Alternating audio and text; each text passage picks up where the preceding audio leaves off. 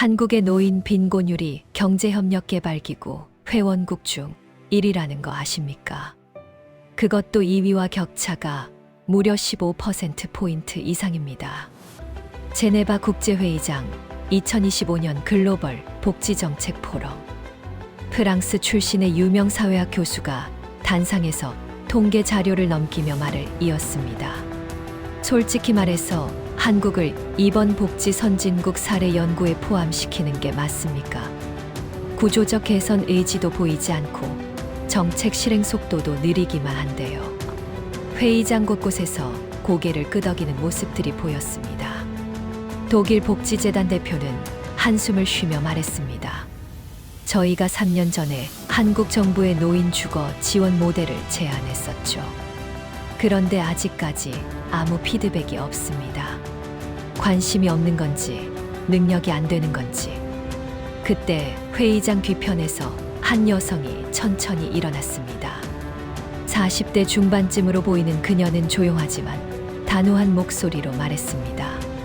실례지만 지금 이 자리에서 나온 이야기들 중에 한국의 실제 현실을 제대로 아는 분석은 단 하나도 없는 것 같은데요. 회의장이 순식간에 조용해졌습니다. 그녀는 무대 쪽으로 걸어가며 말을 이어갔습니다. 저는 지난 20년간 40여 개국의 노인 복지 현장을 조사해온 사람입니다. 그리고 제가 최근 한국에서 목격한 일은 여러분이 생각하는 한국이 아니었어요. 한국은 결정하면 실행하는 나라입니다. 그것도 여러분이 상상할 수 없는 속도로요. 제가 직접 본 사례를 말씀드리죠. 한 노인의 손목에 찬 시계 하나가 단 석 달 만에 국가 정책 전체를 바꿔놓은 이야기를요. 구독과 좋아요는 여러분들의 응원과 사랑입니다. 안녕하세요. 제 이름은 한소연입니다. 45살, 국제 NGO 인권조사관으로 일하고 있죠. 아니, 정확히는 일해왔다고 해야 할까요? 지금 제가 어떤 상황에 놓여 있는지, 왜 이 이야기를 시작하게 됐는지부터 말씀드려야 할 것 같네요. 저는 지난 20년 동안 세계 곳곳을 다니며 빈곤과 노인 인권 문제를 조사해왔습니다. 남미의 슬럼가에서, 아프리카의 난민촌에서, 동유럽의 낙후된 시골 마을에서요. 그러다 보니 자연스럽게 한국과는 거리가 멀어졌죠. 1년에 한두 번 들르는 게 전부였으니까요. 그런데 2025년 초, 저는 갑작스럽게 한국으로 돌아오게 됐습니다. 어머니께서 편찮으셔서요. 오랜만에 돌아온 서울은 낯설면서도 익숙했어요. 거리는 더 깨끗해졌고 건물들은 더 높아졌지만 어딘가 쌀쌀한 느낌은 그대로더라고요. 돌아온 지 사흘째 되던 날이었습니다. 병원에서 어머니를 뵙고 나오는 길에 저는 근처 카페에 들렀어요. 추운 겨울이었죠. 영하 10도를 넘나드는 날씨였습니다. 카페 안으로 들어서는데 입구 쪽에서 소란스러운 소리가 들렸어요. 아니, 할아버지. 여기 2,000원짜리 샌드위치도 있다니까요. 3,000원밖에 없으시면서 왜 자꾸 5,000원짜리를 달라고 하세요? 젊은 직원의 목소리였습니다. 짜증이 가득 섞인 말투였죠. 저는 그쪽을 쳐다봤어요. 70대쯤 되어 보이는 노인 한 분이 계산대 앞에 서 계셨습니다. 낡은 패딩 점퍼에 때가 묻은 바지, 그리고 해진 운동화를 신고 계셨죠. 아니, 저기, 배가 고파서. 노인의 목소리는 떨리고 있었습니다. 손도 미세하게 떨리고 있었고요. 그 모습을 본 옆에 서 있던 다른 손님이 코웃음을 쳤어요. 에휴, 저런 분들은 왜 이런 데를 오시는 건지. 복지관 같은 데 가시지. 그 말에 노인은 고개를 더 숙였습니다. 저는 그냥 지나칠 수가 없었어요. 세계 어디서든 가난한 노인들은 똑같이 취급받았습니다. 투명인간처럼요. 저는 직원에게 다가가 말했습니다. 저기요. 제가 계산할게요. 5,000원짜리 샌드위치랑 따뜻한 커피 하나요. 직원은 어이없다는 표정을 지었지만 계산은 받았습니다. 노인은 저를 쳐다보며 당황한 표정을 지으셨어요. 아니, 괜찮습니다. 아니에요. 제가 그냥 사드리고 싶어서 그래요.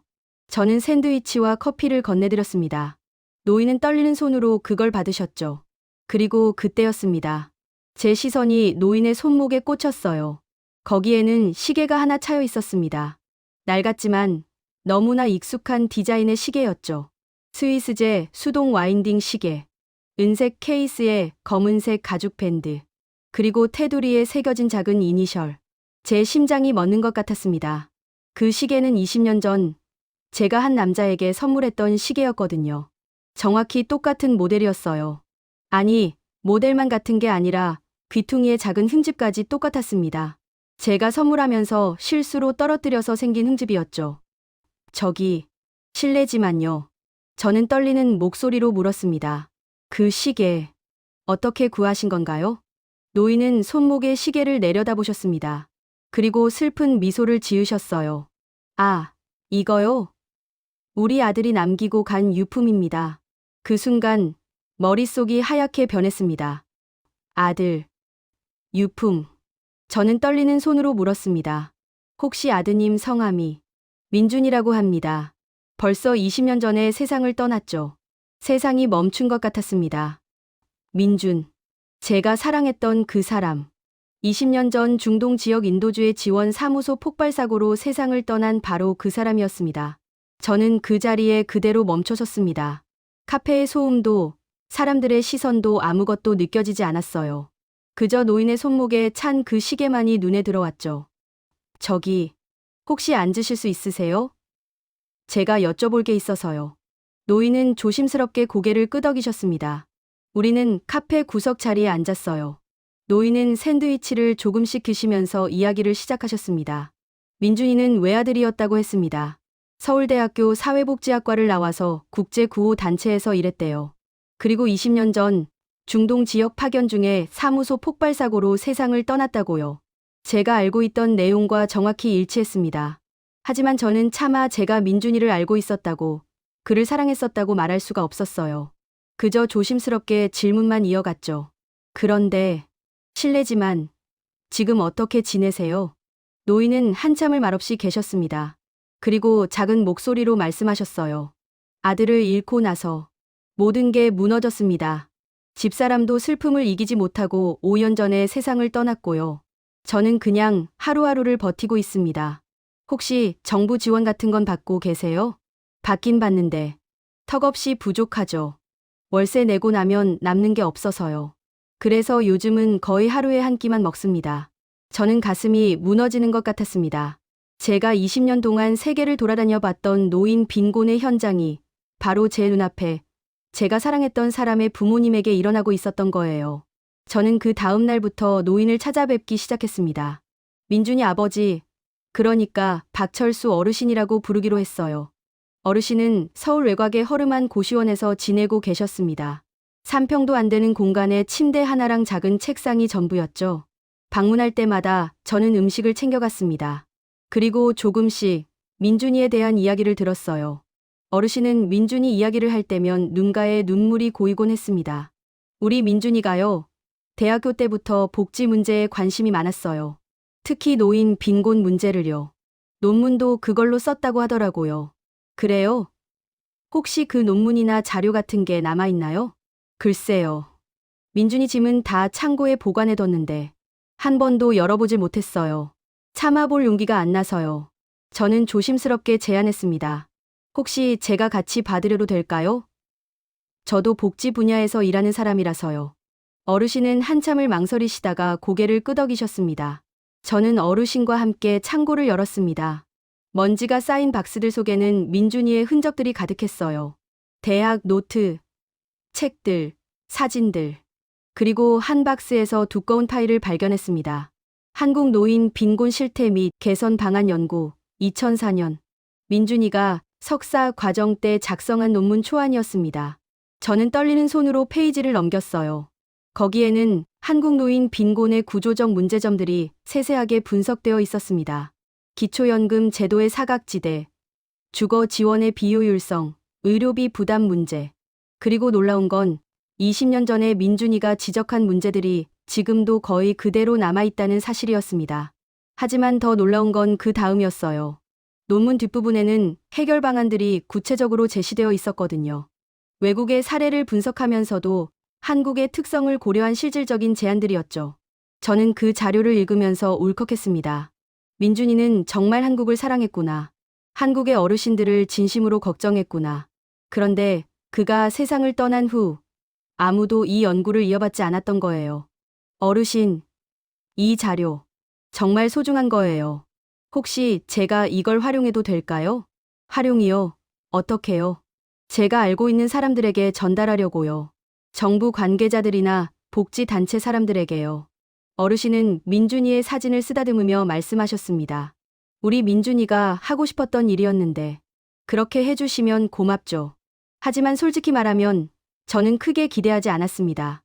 20년 동안 해외에서 일하면서 너무 많이 봤거든요. 좋은 제안서들이 서랍 속에서 잠자는 모습을요. 정부의 느린 대응을요. 예산 부족이라는 핑계를요. 그리고 사실 외국 전문가들이 한국을 어떻게 평가하는지도 잘 알고 있었습니다. 파리에서 만났던 프랑스 복지정책연구소 소장은 이렇게 말했었죠. 한국, 경제는 빠르게 성장했지만 복지는 글쎄요. 구조가 너무 경직되어 있어요. 변화 속도가 느리죠. 베를린의 독일 사회복지재단 대표도 비슷했습니다. 한국 정부에 몇 번이나 제안서를 보냈는데 답이 없어요. 관심이 없는 건지 뭔지. 그래서 저는 망설였습니다. 민준이의 자료를 누구에게 전달해야 할까? 어차피 또 서랍 속에서 잠들게 될 텐데 의미가 있을까? 하지만 박철수 어르신의 얼굴을 볼 때마다 마음이 바뀌었어요. 이분은 민준이의 아버지예요. 민준이가 그토록 바꾸고 싶어 했던 현실 속에서 고통받고 계신 분이고요. 저는 최소한 시도는 해봐야 한다고 생각했습니다. 저는 한국에 있는 제 대학 선배에게 연락했습니다. 보건복지부에서 일하고 있는 선배였죠. 선배, 좀 봐줄 자료가 있어요. 20년 전 거긴 한데 지금 봐도 의미 있을 것 같아서요. 20년 전 자료를 무슨 자료인데? 한국 노인 빈곤 문제에 대한 연구 자료예요. 되게 구체적이고 실질적인 해결 방안까지 들어있어요. 선배는 반신반의하는 목소리로 대답했습니다. 보내봐. 그런데 소연아, 너도 알다시피 정부가 움직이는 게 쉽지 않아. 예산도 문제고 부처 간 협의도 필요하고. 알아요. 그래도 일단 봐주세요. 저는 민준이의 연구 자료를 스캔해서 보냈습니다. 그리고 일주일쯤 지났을까요? 선배에게서 전화가 왔어요. 소연아, 이 자료 진짜 대단한데 어디서 구한 거야? 왜요? 뭐가요? 지금 우리가 추진하려던 노인 복지 개편안이랑 방향이 거의 똑같아. 아니, 오히려 이 자료가 더 구체적이야. 이거 쓴 사람 누구야? 저는 잠시 망설이다가 대답했습니다. 20년 전에 세상을 떠난 복지학도였어요. 그분의 유족이 보관하고 계셨던 거고요. 선배는 한참을 침묵하다가 말했습니다. 이거 팀장님한테 보고해도 될까? 정말 좋은 자료야. 물론이죠. 그러라고 보낸 거예요. 그리고 이틀 후 선배에게서 다시 연락이 왔습니다. 소연아, 팀장님이 장관님께 보고했대. 그리고 태스크포스 꾸린다고 해. 이 자료 기반으로 긴급 정책 검토에 들어간대. 저는 귀를 의심했습니다. 뭐라고요? 벌써요? 보낸 지 일주일밖에 안 됐는데요? 나도 놀랐어. 보통은 몇 달은 걸리는데. 근데 장관님이 직접 지시하셨대. 이거 시급한 문제니까 빨리 추진하라고. 저는 전화를 끊고 멍하니 서 있었습니다. 외국이었다면 절대 불가능한 일이었어요. 프랑스에서는 제안서 검토만 6개월이 걸렸고 독일에서는 부처 간 협의에만 1년이 걸렸었거든요. 그런데 한국은 일주일 만에 태스크포스를 꾸렸다고요? 그 다음부터 일이 정말 빠르게 진행됐습니다. 한 달 만에 태스크포스에서 중간 보고서가 나왔어요. 민준이의 연구를 기반으로 긴급 주거 지원 프로그램, 노인 의료비 통합관리 시스템, 일자리 연계 플랫폼까지 구체적인 실행 계획이 수립됐죠. 그리고 2달째에는 시범 사업이 시작됐습니다. 서울, 부산, 대구 3개 도시에서 우선적으로요. 박철수 어르신은 서울 지역 첫 번째 수혜자가 되셨어요. 어르신께 새로운 주거 공간이 제공됐습니다. 고시원이 아니라 제대로 된 원룸이었어요. 화장실도 있고 작은 주방도 있는 공간이었죠. 그리고 기초생활비도 현실화됐고요. 처음 새 집을 보러 갔을 때 어르신의 표정을 저는 잊을 수가 없어요. 문을 열고 들어서시더니 그 자리에 멈춰 서서 한참을 아무 말도 못 하셨거든요. 그러다가 눈물을 흘리셨습니다. 민준아, 아빠가 이제 좀 사람답게 살 수 있게 됐다. 저도 눈물이 났습니다. 20년 만이었어요. 민준이가 원했던 일이 현실이 되는 걸 보는 게. 하지만 놀라운 건 이제부터였습니다. 석 달째가 되자 프로그램이 전국으로 확대됐어요. 그리고 외국 언론들이 주목하기 시작했죠. 뉴욕타임스에서 한국 3개월 만에 노인 복지 혁명이라는 제목의 기사를 냈습니다. BBC에서는 한국의 놀라운 정책 실행 속도라는 다큐멘터리를 제작했고요. 그리고 제가 정기적으로 참석하던 제네바 회의에서 한국 사례가 발표됐습니다. 그때 그 프랑스 교수의 표정을 봤어요. 완전히 믿을 수 없다는 얼굴이었죠. 독일 복지재단 대표가 손을 들었습니다. 저희가 3년 전에 비슷한 제안을 했을 때는 아무 반응이 없었는데요. 어떻게 이렇게 갑자기 바뀐 겁니까? 발표자는 잠시 화면을 바꿨습니다. 거기에는 민준이의 이야기가 나왔어요. 20년 전 세상을 떠난 한 청년의 연구가 어떻게 국가 정책을 바꿨는지에 대한 이야기였죠. 회의장이 조용해졌습니다. 그리고 한 사람이 말했어요. 이건 정책 실행 속도의 문제가 아니라 의지의 문제였군요. 맞는 말이었습니다. 한국은 의지만 있으면 정말 빠르게 움직이는 나라였어요. 외국 전문가들이 한국을 느리다고 경직됐다고 평가했던 건 사실이 아니었던 거죠.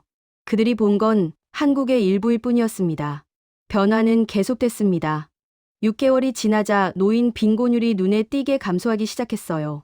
정부 통계에 따르면 43%였던 노인 빈곤율이 38%로 떨어졌다고 했습니다. 단 6개월 만에 5%포인트나 감소한 거죠. 이건 정말 놀라운 수치였어요. 다른 나라들이 10년 걸려 이루는 성과를 한국은 6개월 만에 달성한 겁니다. 그리고 1년째가 되자 경제협력개발기구에서 한국을 주목하기 시작했습니다. 한국을 노인 복지 후진국 사례가 아니라 선진국 사례로 연구하겠다고 발표했죠. 저는 그 소식을 들으면서 민준이를 떠올렸습니다. 만약 그가 살아있었다면 얼마나 기뻐했을까. 자신이 꿈꾸던 한국이 현실이 되는 걸 보면서 얼마나 행복해했을까. 그리고 박철수 어르신도 많이 달라지셨어요. 새 집으로 이사하신 후에 노인 일자리 프로그램에도 참여하시게 됐거든요. 주 3일, 하루 4시간씩 지역 도서관에서 책 정리 일을 하시게 됐죠. 이제 사람 구실을 하는 것 같아요. 그냥 받기만 하는 게 아니라 뭔가 사회에 기여하는 기분이 들어서요.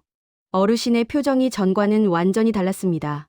눈빛에 생겨 돌았고 말씀하실 때도 자신감이 생기셨어요. 그런 어르신을 볼 때마다 저는 생각했습니다. 사람에게 필요한 건 단순히 돈이 아니구나. 존엄성이구나. 자신이 쓸모있는 사람이라는 느낌이구나. 민준이의 연구가 위대했던 건 바로 그 점을 꿰뚫고 있었다는 거예요. 단순히 돈을 주는 복지가 아니라 노인들이 존엄하게 살 수 있는 구조를 만드는 것. 그게 진짜 복지라는 걸 알고 있었던 거죠. 그리고 1년 반쯤 지났을 때였습니다. 저는 다시 제네바 회의에 참석하게 됐어요. 이번엔 한국 사례를 직접 발표하는 자리였죠. 회의장에 들어섰을 때 전과는 분위기가 완전히 달랐습니다. 1년 반 전만 해도 한국을 비웃던 사람들이 이제는 진지한 표정으로 앉아 있었거든요. 저는 발표를 시작했습니다. 민준이의 이야기부터 시작했어요. 20년 전 한 청년이 품었던 꿈, 그리고 그 꿈이 어떻게 현실이 됐는지를요. 한국은 문제를 인식하면 빠르게 움직입니다. 하지만 단순히 빠른 게 아니라 정확합니다. 20년 전 한 청년이 분석한 문제의 본질을 정확히 파악하고 그에 맞는 해결책을 실행했죠. 프랑스 교수가 손을 들었습니다. 1년 반 전 한국을 비웃던 바로 그 교수였어요. 질문이 있습니다. 한국은 어떻게 부처 간 협의를 그렇게 빨리 끝낼 수 있었습니까? 프랑스 같은 경우는 그것만 1년이 걸리는데요. 저는 잠시 생각하다가 대답했습니다. 아마도 한국의 역사와 관련이 있을 것 같습니다. 한국은 위기 때마다 빠르게 단결해서 문제를 해결해왔어요. 6.25 전쟁 후 폐허에서 일어섰고 97년 외환위기 때도 국민들이 금 모으기 운동으로 뭉쳤죠. 이런 경험들이 쌓여서 위기 대응 능력이 매우 빠른 거예요. 독일 대표가 이어서 질문했습니다. 그럼 한국인들은 복지를 위기로 인식한 겁니까? 네. 노인 빈곤 문제를 단순한 복지 문제가 아니라 사회적 위기로 본 거죠. 그리고 한국 사람들은 어르신들에 대한 특별한 정서가 있어요. 효라는 개념이죠. 부모님, 어르신들을 공경하는 게 문화적으로 깊이 뿌리박혀 있어요. 회의장에서 고개를 끄덕이는 사람들이 보였습니다.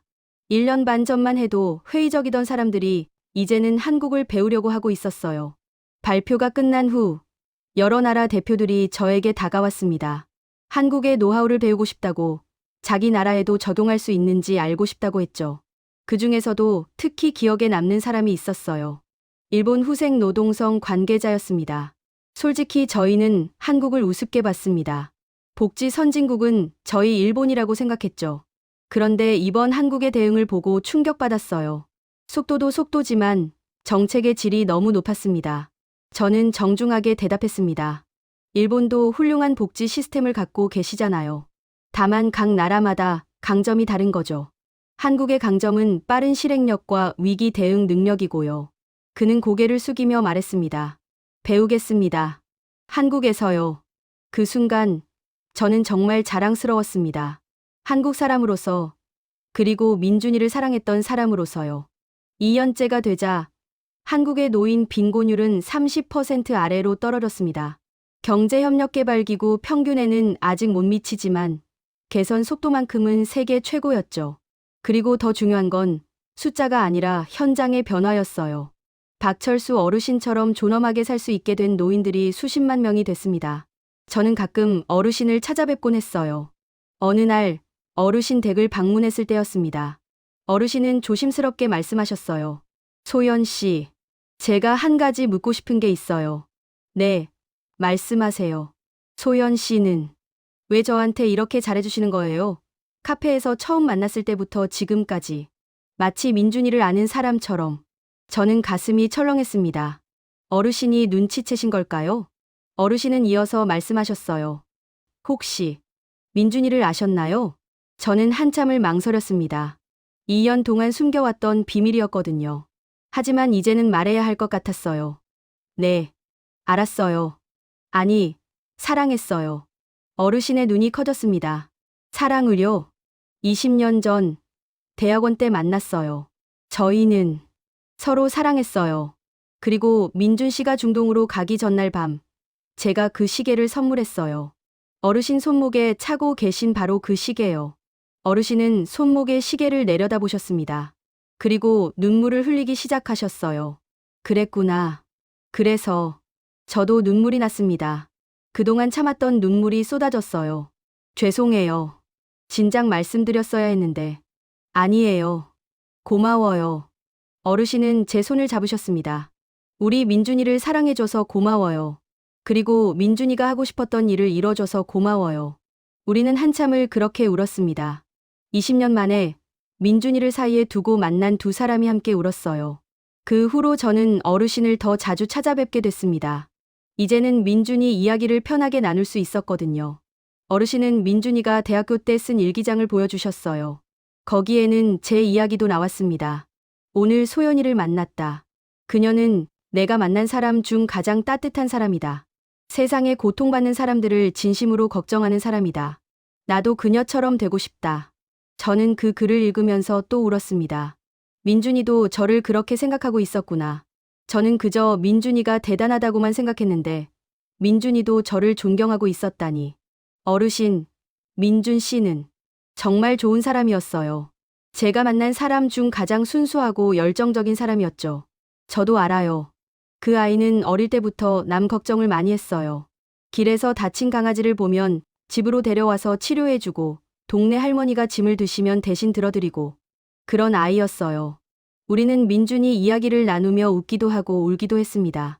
20년이라는 시간이 지났지만 민준이는 우리 마음속에 생생히 살아있었어요. 3년째가 되던 해 한국 정부에서 특별한 행사를 준비했습니다. 노인복지 정책 3주년 기념식이었어요. 그리고 그 자리에서 민준이에게 추서로 공로상을 수여하기로 했죠. 저와 박철수 어르신은 청와대로 초대받았습니다. 대통령이 직접 상을 수여한다고 했어요. 행사장에 도착했을 때 많은 사람들이 와 있었습니다. 정부 관계자들, 복지단체 사람들, 그리고 프로그램의 수혜를 받은 노인들까지요. 대통령이 단상에 올라 말씀하셨습니다. 오늘 우리가 이 자리에 모인 건 20년 전 한 청년의 꿈을 기억하기 위해서입니다. 이민준 씨는 20년 전 한국 노인들의 존엄한 삶을 꿈꿨습니다. 그리고 그 꿈은 오늘 현실이 됐습니다. 어르신은 제 손을 꽉 잡으셨어요. 손이 떨리고 계셨죠. 대통령이 계속 말씀하셨습니다. 하지만 이건 단지 한 청년의 꿈이 아니었습니다. 이건 대한민국 모든 국민의 꿈이었습니다. 우리 부모님, 우리 어르신들이 존엄하게 사는 나라. 그게 우리가 원하는 대한민국이었죠. 박수 소리가 터져 나왔습니다. 그리고 대통령이 어르신을 무대로 초대했어요. 어르신은 떨리는 발걸음으로 무대에 오르셨습니다. 대통령이 상패를 건네며 말씀하셨어요. 이민준 씨의 아버님께 이 상을 드립니다. 그리고 말씀드리고 싶습니다. 아드님께서 품으셨던 꿈, 대한민국이 이뤘습니다. 어르신은 상패를 받아들고 말없이 고개를 숙이셨어요. 눈물이 뚝뚝 떨어지고 있었습니다. 저도 객석에서 울고 있었어요. 주변 사람들도 다들 눈물을 흘리고 있었죠.